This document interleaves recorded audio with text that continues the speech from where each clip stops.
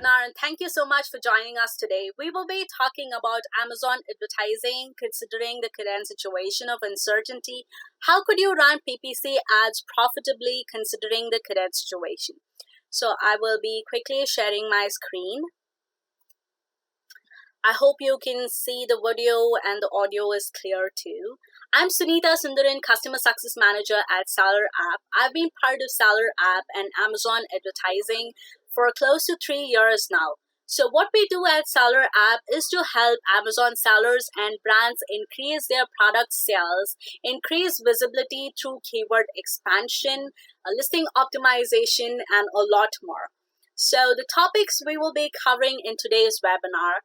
The first part of the webinar, we will be looking at the trends observed across our clients. What are the category-based trends that we've observed? How has this changed the consumer behavior? And what is the overall changes that we've observed in the Amazon advertising landscape? In the second part of the webinar, we will be looking at what is the best Amazon advertising strategy you could adopt considering the current situation. How could you plan your campaigns and structure them? What is the best bidding and budget allocation you could do? And also how to prioritize products to adjust according to the current advertising strategy.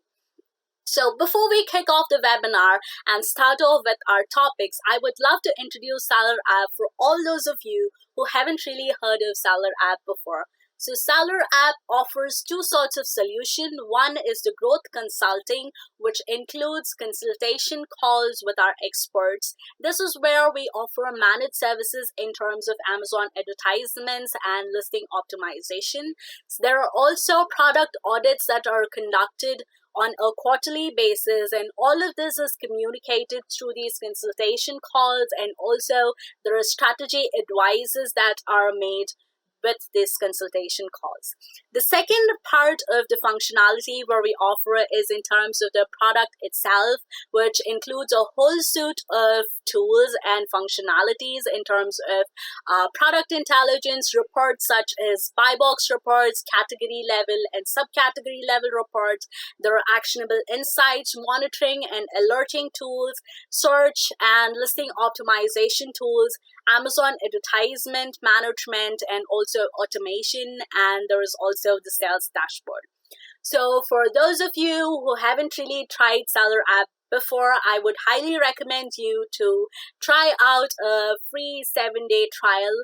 Go to SellerApp.com and sign up for a free trial. Once you do that, one of our teammates will be reaching out to you to help you understand how SellerApp will be able to help your Amazon business and what is the best solutions that we could offer considering your current Amazon selling business. So to go ahead with the webinar today, the first thing we have is a case study where we talk about how the current situation is and is it even profitable to run PPC ads in this situation. So this is a case study from one of our clients who sell in the grocery and gourmet food. So like you know, there is a huge trend in terms of grocery and packaged foods. So if you look at the graph below, you can see that there's a huge spike in terms of the PPC sales in the last month alone. So there was close to 55% increase in just the PPC sales, not the total sales. Just the PPC sales that had a huge spike considering the whole period that they were selling. So for all those of you who are still not sure if running PPC ads is the right thing to do, I would say go ahead as long as you are doing things the right way and you're optimizing your campaigns well. There is definitely no need to worry. As long as everything is set in the right way, PPC ads can run absolutely normally. So the trends that we observe across all of our clients is that there's a dramatic increase in the use of digital channels, especially social media, to purchase products. Most people are using online platforms and e-commerce platforms to purchase things which otherwise they would have used to buy in an offline store, probably a brick and mortar store, a store, most of the people are stuck at their homes, and they're definitely going to online platforms to buy things. So that's something that definitely interests us. So with most of the people relying on online platforms for news, there is a huge change that's observed in the consumer behavior with each and every announcement made with regards to the COVID-19. So the first time the lockdown was announced to the first death that occurred, there were huge changes in the expenses and how people spent online, and there were also huge changes in the impressions and purchases through social media and also mobile phones. So mobile phones have seen a huge change and increase in conversions, and also how much people are spending online using mobile devices. So all of these changes have definitely brought out a huge change in the Amazon advertising landscape. Every day is definitely a new day. A lot of variables are changing in the ad landscape, much more than what we typically see on a day-to-day or a week-to-week basis.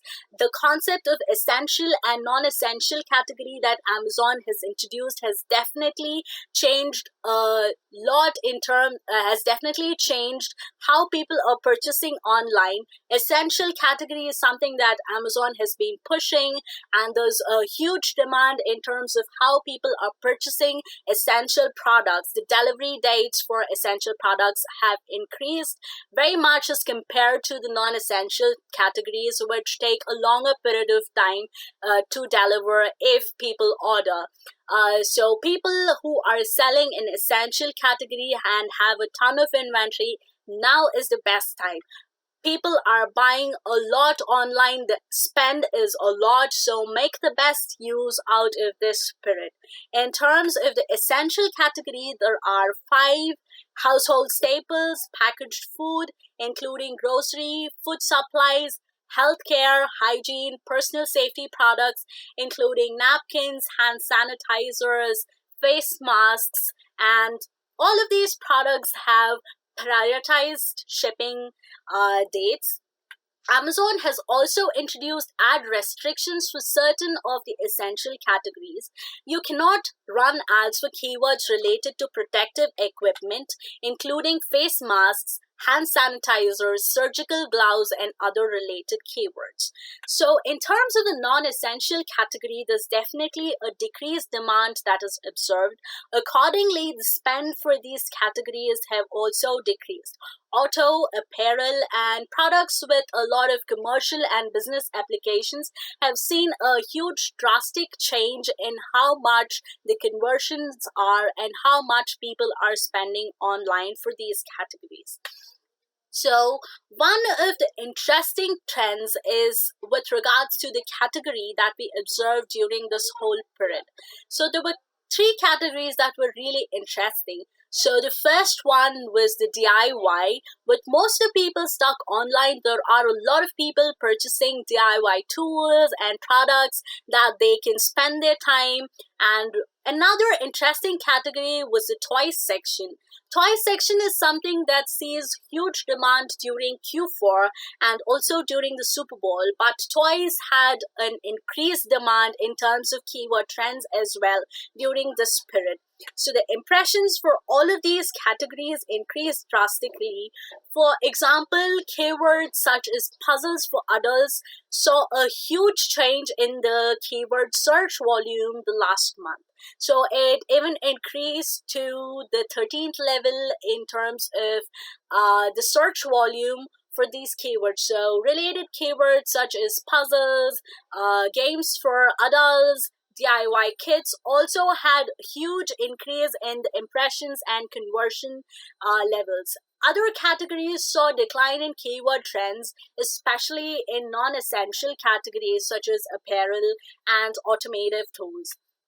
So what we advise during this period is to make the most out of this challenging time. If you completely shut down your PPC campaigns, there is a definitive chance that your competitors will jump on your demand and your online presence if you turn off all of your marketing efforts. So what you can do the most is to own the advantage by showing up for your competitors' demand and run campaigns for products that they have stepped back for or probably have lower inventory. So this is the period where you can actually make the most out of your competitors as well. Another interesting trend that we observed in terms of the shipping and delivery days was that though the delivery deadlines and dates increased for most of the categories, this did not really impact how conversions were. When Amazon increased their delivery dates to more than 3 to 4 dates, not a lot of conversions were hit. But another change that was also observed was when the time period was really long and it extended to close to 4 weeks, the conversions reduced down very much. So this definitely means that people are okay to look at products or purchase products that have a higher delivery date, but they're not really okay to purchase a product that might require a long waiting effort. So this is something that is completely changed according to what used to be before. So products that had a higher delivery deadline often had lower conversions and lower sales as compared to products which were in prime. So to skip to the second part of the webinar, we will be looking at what is the best Amazon strategy that you could adopt with the current situation. So what we've observed across campaigns and across portfolios is that the best way to go ahead and do this is to look at your product on an individual ASIN level. Look at your products on a category level first, then divide it to product specific levels where you look at specific SKUs and how the demand is for these products. Also consider the inventory levels for these products. So that way you can observe where your opportunities are, observe how the consumer demand is for these products, and you can also cut back on opportunities where you could preserve some cash and instead use this to the products that have more demand. So where most of the sellers are stuck is that with most of their inventory almost coming down, they are at a position where they don't really know if they should be continuing to run PPC ads or if they should completely bring this to a stop down. So what we advise is to plan your campaigns considering two things. First, consider your vertical. So a product that belongs to the essential category, something like food supplies or packaged goods, has definitely a different scenario in comparison to a non-essential product. Also, keep a close look on your main metrics and your category metrics, such as the keywords that are converting the most, with the campaigns that have the best ACOS. The second thing that you need to look at is, will you be able to meet demand if you increase the visibility and the attention for your products? So if you continue to run your PPC campaigns and you run out of inventory, it could definitely do more harm than good, considering a longer period of time where you lose all the history of sales for that product and the PPC campaigns also die down and your sales completely are brought to a standstill. So consider both these things before you plan your campaigns and look at these on an individual ASIN level, considering the category, the inventory, and the demand. So how you structure your campaigns is completely based out of your inventory levels. So products that have weaker inventory positions could definitely scale back to preserve your inventory and to reduce the chances of going out of a stock out. So stronger inventory positions should definitely capitalize on the demand by maximizing sales velocity. And another thing that you could focus on during this period is to increase your organic visibility, making the most out of the demand and also making sure that your sales velocity increases. So take a look at your PPC campaigns for all of your historic PPC sales data. Look at what keywords have converted the best, at what ACOS have they converted, how are the conversion levels. what sort of keywords and what sort of match types have converted the most. Take a look at all of this data for the products that have the best inventory and set up and structure campaigns accordingly. So the best campaign structure is always to look at products based on individual ASIN levels. So another factor that we will be considering during this period is to take into consideration the inventory level for all of these products. So while you structure these campaigns, take into account both of these factors. Look at what campaigns need to be paused, what campaigns need to be adjusted. So in terms of the bidding and also the budget adjustments, there's definitely not one way that you can go about for all of the portfolios across all the categories. So it's definitely okay to pause certain campaigns or even certain advertising types. So you could look at what campaigns have converted the most for you, put additional spend behind these products while you pause behind the products that have converted the most for you, while you pause certain categories and advertising types. So there's definitely not one way to run campaigns and allocate budgets and bids. So the thing that we talked about earlier was to look at products according to inventory, demand, and also according to your previous purchases. So take into consideration all of this before you allocate your budget and your bidding. So how do we prioritize products to adjust according to this advertising strategy? So what you could do could be to divide your entire portfolio or product line into three sets. One which is inventory, which could last for more than 30 days. So for these products, it's definitely okay to continue to run product campaigns and also sponsored products and brand ads. For inventory that have less than 15 to 30 days of stocks remaining, you can definitely restrict ads. Make sure that you run campaigns only for keywords that have converted the most and turn off the rest of the keywords. So that way you are focusing only on keywords that have worked the best for you and you're cutting down all the unwanted visibility and you have the best conversions for those products. And for products that have inventory less than 30 days. So these are products that could go stock out very soon. So for these products, look at cutting down the most of your marketing efforts. Focus all of this attention on the first and the second category of products for which you have longer inventory standing. So for products for which the inventory would last for more than 30 days, maximize your sales over your competitors. Run target campaigns for your competitors with weaker inventory. Target products and campaigns and product categories that have good visibility. Look at what keywords have converted the best for you. So that way you can also look at running campaigns for organic positions. Look at what keywords have converted on a long tail keyword aspect rather than looking at niche keywords. So say for instance, if you are selling dog food, rather than focusing all of your product and PPC attention to keywords such as dog food, rather go deeper down the keyword chain. Look at what are the long tail keywords that you could focus on.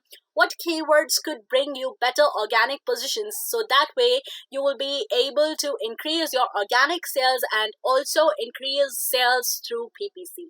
So the next set of products are inventory that have less than 15 to 20 days of stocks remaining. So these are products for which you should be restricting your ads. Focus only on the most converting keywords and campaigns while completely shutting down all of the keywords that have less profitable or say the conversions are lower. So another thing that you can do is to consider FBM if you are a third-party seller and you have the option to do that. So that way you don't completely lose the inventory or you don't go stock out and all of your sales from those products completely shut down.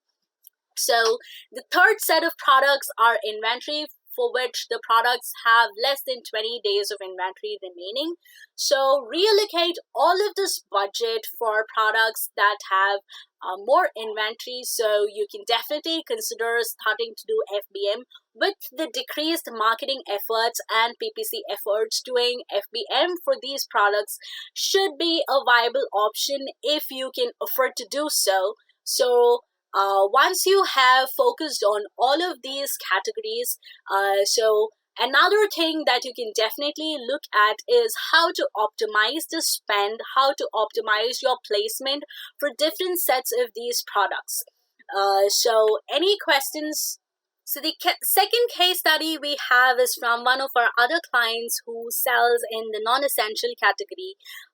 He sells sunblock, shade panels, mesh tarps, and studio recording equipment and sound enhancement products. So from the graph below, you can observe that though he was selling in the non-essential category, the PPC sales have definitely not decreased as much drastically as it would have been expected. So as long as you are running your PPC campaigns in an optimized way and you're considering all of the things that we discussed earlier, there's definitely a huge chance that you're still set out for success. So in terms of our professional services, we offer two solutions. One is in terms of your PPC advertisements, where we offer managed services to refine your PPC ads with end-to-end management in terms of goal setting, and we have a dedicated account manager which will be allocated to your account with bi-monthly reporting and communication that is sent to you.